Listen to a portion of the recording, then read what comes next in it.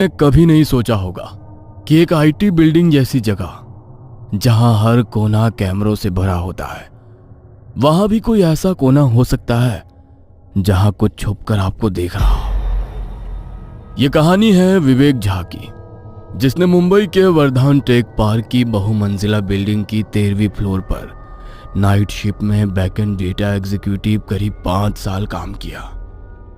विवेक और राजेश उस रात भी रोज की तरह अपने काम में व्यस्त थे। कंप्यूटर स्क्रीन पर डेटा एंट्री करते करते विवेक को नींद आ रही थी, लेकिन शिफ्ट के नियम सख्त थे। ब्रेक का समय तय था। अचानक उसे लगा जैसे कोई उसके पीछे से गुजर गया हो। उसने फौरन पीछे मुड़कर देखा, लेकिन वहां कोई नहीं था। वो फिर से काम में लग गया, पर तभी प्रिंटर अपने आप चलने लगा। रात के 2:15 पर जब पूरे फ्लोर पर सिर्फ 2 लोग थे, विवेक और उसका कलीग राजेश, तभी प्रिंटर में से एक प्रिंट निकली। उसने सोचा शायद कोई सिस्टम से कनेक्ट है और किसी ने गलती से फाइल भेजी होगी, लेकिन जब उसने प्रिंटर पेपर निकाला तो वो खाली थी। उसके रोंगटे खड़े हो गए। विवेक झा बिहार के भागलपुर का रहने वाला था, एक मध्यम वर्गीय परिवार से, जहां उसके पिता रिटायर्ड स्कूल शिक्षक थे और मां पूजा पाठ में विश्वास रखने वाली सीधी सादी गृहिणी। 2 बहनों की शादी हो चुकी थी और घर की जिम्मेदारी अब उसी पर थी। उसने कंप्यूटर साइंस में डिप्लोमा किया था और कुछ छोटे कामों के बाद उसे मुंबई के वर्धान टेक पार्क बिल्डिंग में बैकएंड डेटा एग्जीक्यूटिव की नौकरी मिल गई। राजेश उत्तर प्रदेश के बरेली से था। वो विवेक से 2 साल सीनियर था और पिछले 1 साल से उसी कंपनी में काम कर रहा था। राजेश तेज और स्मार्ट था, लेकिन व्यवहार में शांत था और नाइट शिफ्ट को लेकर उसका नजरिया था कि काम में शांति मिलेगी। वर्धान टेक पार्क 20 फ्लोर की बहुमंजिला बिल्डिंग थी। बिल्डिंग बहुत ही शानदार थी। शीशे की दीवारें, शानदार कैफेटेरिया, हाई सिक्योरिटी एक्सेस और लिफ्ट जो सीधा आपके फ्लोर पर ले जाती थी। लेकिन इस बिल्डिंग के बारे में एक बात अजीब थी। 13वां फ्लोर कभी दिखता नहीं था। लिफ्ट में 12 के बाद सीधा 14 आता था, लेकिन कर्मचारियों को बताया जाता था कि 13वां फ्लोर सबके लिए नहीं है, पर सिस्टम में मौजूद है। वहां सिर्फ नाइट की बैकएंड टीम को जाना होता है। विवेक का काम आसान नहीं था। रात की shift, system monitoring, data entry, server logs track करना और क्लाइंट के रिपोर्ट्स जनरेट करना, लेकिन घर चलाना था, इसलिए उसने कभी शिकायत नहीं की। पहले 2 साल वो दिन की शिफ्ट में काम करता रहा। उसे रात में जागने में दिक्कत थी, इसलिए वो हमेशा नाइट शिफ्ट लेने से बचता था। लेकिन हाल ही में कंपनी ने एक बड़ा क्लाइंट प्रोजेक्ट साइन किया। अचानक नाइट बैकएंड टीम में लोगों की कमी पड़ गई और एचआर ने विवेक को मेल भेजा 3 महीने के लिए रोटेशनल नाइट शिफ्ट। इस बार विवेक बच नहीं सका और वो मजबूरी में तैयार हो गया। उसी दिन 13वां फ्लोर ऑफिस देखने के लिए उसने सिक्योरिटी गार्ड से पूछा। तब सिक्योरिटी गार्ड ने उसे बताया, सर 13वां फ्लोर लिफ्ट में दिखेगा नहीं। 12वें फ्लोर के कोने से एक सर्विस सीढ़ी जाती है, उसी से जाना पड़ता है। ओह, ये दरवाजा तो मैं रोज देखता हूँ। ये हमेशा लॉक्ड होता है। मुझे नहीं पता था कि इसके पीछे सीढ़ी है। सर दिन में ये लॉक्ड रहता है, क्योंकि दिन में यहाँ कोई नहीं जाता, सिक्योरिटी गार्ड ने बताया। ये सब सुनते वक्त भी विवेक के दिमाग में शिफ्ट अलावेंस और ओवर टाइम की रकम घूम रही थी।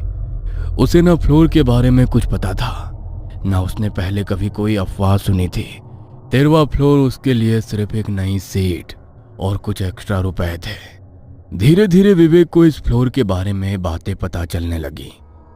उसी शिफ्ट में काम करने वाला उसका एक कलीग राजेश, जो पिछले साल से इसी बिल्डिंग में था, एक दिन चाय के दौरान बोला, तुझे पता है इस फ्लोर के बारे में क्या बातें फैली हैं?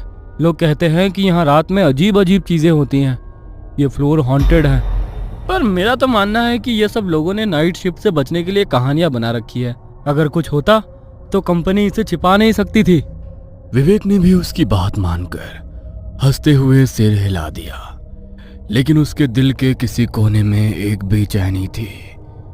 तभी उसी रात एक घटना हुई जिसने उसके उस मजाक को चुप करा दिया। रात के करीब 2:15 पर दोनों अपने अपने डेस्क पर बैठे थे। अचानक प्रिंटर अपने आप चलने लगा। राजेश बोला, अबे किसी ने डॉक्यूमेंट भेजा होगा। विवेक ने जब प्रिंटर से कागज निकाला तो वो खाली था। राजेश ने मजाक में कहा, भूतों ने अपना रेज्यूमे भेजा होगा। शिफ्ट के दौरान विवेक के बगल के सिस्टम पर सीसीटीवी की स्क्रीन चलती रहती थी, जो आमतौर पर सिक्योरिटी रूम से लिंक थी। कोई उसे ऑफ नहीं करता था, क्योंकि कई बार सिक्योरिटी खुद उसे ऑन छोड़ देते थे। विवेक उस स्क्रीन की ओर ध्यान नहीं देता था, लेकिन कभी कभी अनजाने में उसकी नजर चली जाती थी। उसे दिखता कि कॉरिडोर में लोगों की हलचल है, कोई चल रहा है, शायद सिक्योरिटी है। उसने खुद को कई बार समझाया। एक रात विवेक ने सीसीटीवी में एक परछाई देखी और अगले पल उसी फुटेज में कोई उसकी कुर्सी के पीछे खड़ा है। राजेश चिल्लाया, विवेक पीछे देख। विवेक पलटा, पर पीछे कोई नहीं था। दोनों कुछ पल तक चुप रहे, एक दूसरे की ओर देखते हुए। विवेक का शरीर सुन्न पड़ गया। उसने हेडफोन लगा लिए, पर गाने सुनते सुनते उसका दिमाग अब डर के सन्नाटे में डूब गया था। ये विवेक और राजेश के लिए पहली बार डर का अनुभव था, पर उन्होंने तय किया कि ये बात दोनों किसी को नहीं बताएंगे। उन्हें लगा कि कोई उनकी बातों पर यकीन नहीं करेगा और सब लोग उन्हें डरपोक समझेंगे। और ये भी डर था, शायद अफवाह फैलाने के लिए कंपनी उन्हें जॉब से ना निकाल दे। इस फ्लोर पर एक मीटिंग रूम था, एकदम कोने में। वो हमेशा बंद रहता था। एक रात राजेश पानी लेने के लिए पेंट्री गया था।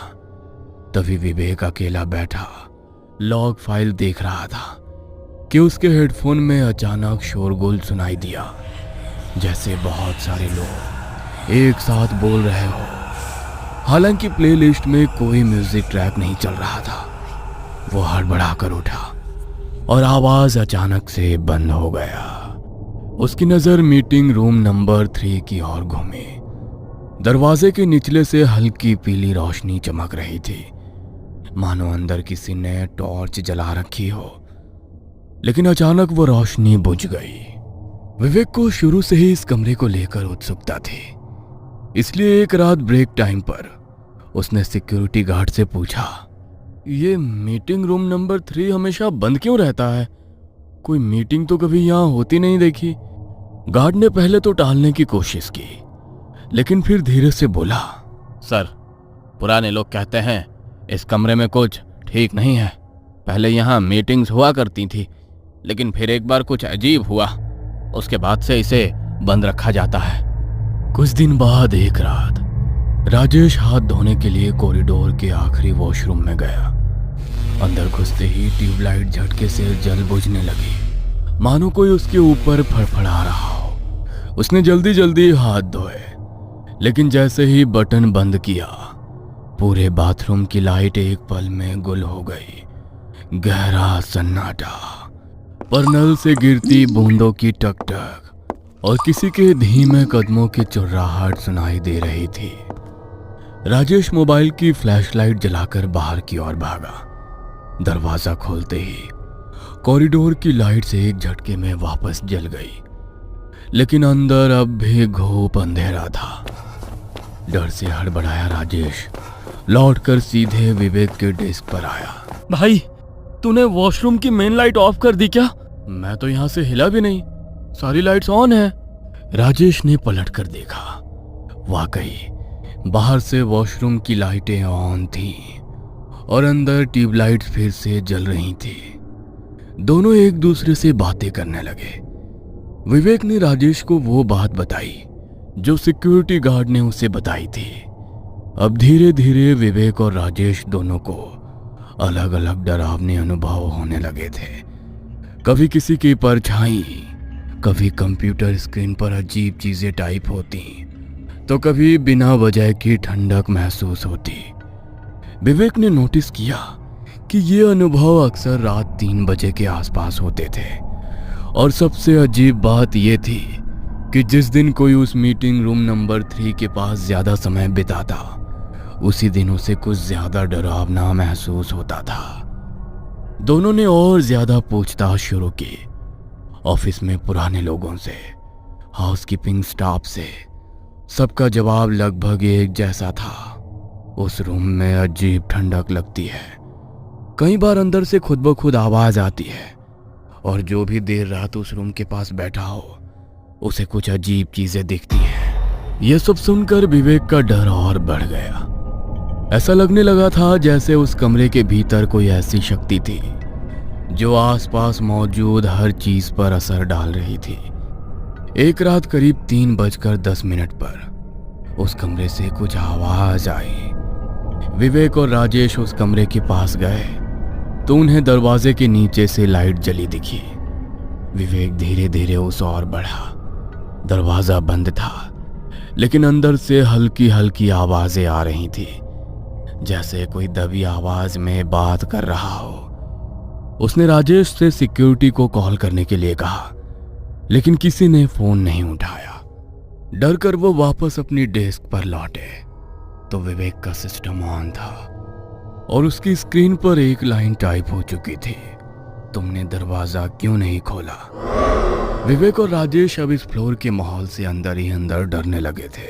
हर रात वो ऑफिस आते, लेकिन अब उनके चेहरे पर पहले जैसी सहजता नहीं रहती। एक दिन ब्रेक के दौरान जब वो कैंटीन में बैठे थे तब उन्हें हाउसकीपिंग स्टाफ से पता चला कि शरद नाम का एक एम्प्लॉय इसी शिफ्ट में कुछ महीने पहले काम करता था और उसने अचानक नौकरी छोड़ दी थी। यह सुनकर विवेक को बहुत आश्चर्य हुआ, क्योंकि ऐसा कोई रिकॉर्ड ऑफिस में नहीं था। विवेक ने कुछ खोजबीन की और जैसे तैसे शरद का नंबर निकाला। फोन पर बात करने पर शरद पहले टालम टोल करने लगा, लेकिन जब विवेक ने उसे बताया कि वो भी अब उसी मीटिंग रूम नंबर सीसीटीवी के अनुभव से गुजर रहा है, तो शरद कुछ पल चुप रहा और फिर धीरे से बोला, मिलो मुझसे, लेकिन किसी और को मत बताना। अगले दिन शाम को एक छोटे से चाय स्टॉल पर दोनों मिले। शरद पहले बहुत घबराया हुआ था, हाथ कांप रहे थे, आवाज थरथरा रही थी। शरद ने बताया, उस मीटिंग रूम में एक बार एक एम्प्लॉय की मौत हो गई थी। नाइट शिफ्ट में ओवरटाइम के दौरान स्ट्रेस से हार्ट अटैक आया। कंपनी ने ये बात छुपा ली ताकि कंपनी की इमेज ना खराब हो जाए, लेकिन कहते हैं तभी से उसकी आत्मा वहीं पर है। क्या तुमने खुद कुछ देखा है? शरद की आंखें डबडबा गई। देखा? अरे वो हर रात मेरी सीसीटीवी स्क्रीन पर बैठा होता था और एक रात तो सीसीटीवी में मैंने खुद को उस रूम में बैठा देखा, लेकिन असली में तो मैं अपनी कुर्सी पर था। उस रात के बाद मैंने शिफ्ट बदलने की रिक्वेस्ट की, लेकिन किसी ने नहीं मानी और उन्होंने उस रूम का कैमरा बंद कर दिया। फिर एक रात मैंने उसी मीटिंग रूम का दरवाजा खोल दिया। मैं आज तक नहीं बता सकता कि उस कमरे में क्या था। बस इतना जान लो, वहां कुछ है जो किसी को भी अपने जैसा बना सकता है। इतना बताकर शरद वहां से चला गया। उस रात विवेक ने शरद की सारी कहानी राजेश को बताई। दोनों ने तय किया कि वो सीसीटीवी कैमरे ऑन करके उसकी रिकॉर्डिंग सेव करेंगे। उन्होंने पिछली 3 रातों की फुटेज सेव कर ली और पेन ड्राइव में डाल दी। सुबह होते ही उसने एचआर को मेल किया कि वो अब से ऑफिस नहीं आ सकता और मीटिंग रूम नंबर 3 के बारे में कुछ गंभीर बात है। लेकिन कुछ ही देर में उसके सिस्टम की स्क्रीन काली हो गई और एक अजीब फॉन्ट में लिखा था, तुमने जो देखा जो किसी को नहीं देखना चाहिए था। वह घर गया और सोने की कोशिश की। जब वो सोकर उठा और देखा तो पेन ड्राइव गायब थी। उसका लैपटॉप ऑन था और स्क्रीन पर फिर वही लाइन, शिफ्ट 13 छोड़ नहीं सकते। उसी रात राजेश का फोन आया उसकी भी स्क्रीन पर वही लाइन आ चुकी थी और मीटिंग रूम का दरवाजा अपने आप खुला हुआ था। अगली सुबह एचआर ने ऑफिस पहुंचते ही पाया कि मीटिंग रूम नंबर 3 का सीसीटीवी फुटेज अपने आप डिलीट हो चुका है। कोई बैकअप नहीं बचा था और वो फर्श जहां मिहिर की मौत हुई थी वहां अब सीलन और दरारें थीं, जैसे जमीन खुद कुछ छुपा रही हो। अगले हफ्ते दोनों ने रेजिग्नेशन दिया। विवेक ने नौकरी छोड़ दी, शहर छोड़ दिया, लेकिन आज भी उसे रात के करीब 3:10 पर नींद में झटका लगता है।